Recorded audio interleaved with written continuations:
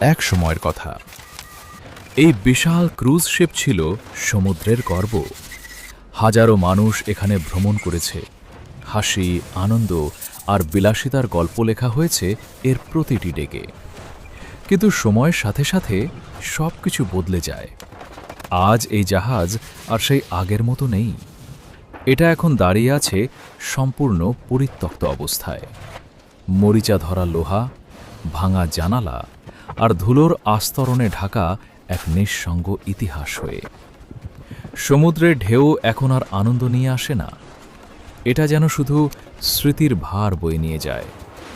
ভেতরে প্রবেশ করলেই প্রথমে চোখে পড়ে অন্ধকার, ভাঙা আসবাব, ছড়িয়ে থাকা ধ্বংসাবশেষ আর নীরবতা। এক অদ্ভুত ভারী নীরবতা। যেন এই জাহাজ অনেক কিছু বলতে চায়, কিন্তু আর শব্দ খুঁজে পায় না। কিন্তু প্রতিটি ধ্বংসের মধ্যেই লুকিয়ে থাকে এক নতুন সম্ভাবনা। এই গল্প সেখান থেকেই শুরু হয়। প্রথমে শুরু হয় পরিষ্কার করার কাজ। ধীরে ধীরে আবর্জনা সরানো হয়, ভাঙা অংশগুলো আলাদা করা হয়। যেখানে শুধু ধ্বংস ছিল, সেখানে এখন জায়গা তৈরি হতে থাকে কল্পনার জন্য।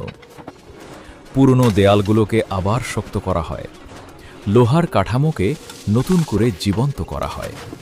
আর ধীরে ধীরে এই পরিত্যক্ত জাহাজ তার নতুন রূপ নিতে শুরু করে।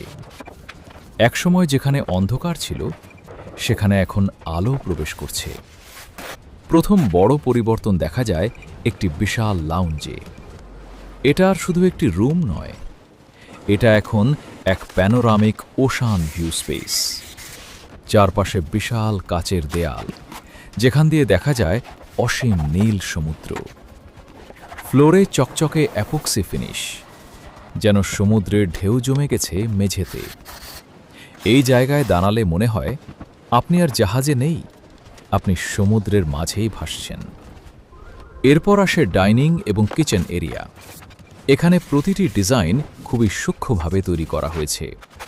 Marble table, soft warm lighting আর আধুনিক কিচেন সেটআপ। এটা শুধু খাওয়ার জায়গা নয়, এটা এক অভিজ্ঞতা, যেখানে প্রতিটি খাবার যেন আরও বিশেষ হয়ে ওঠে।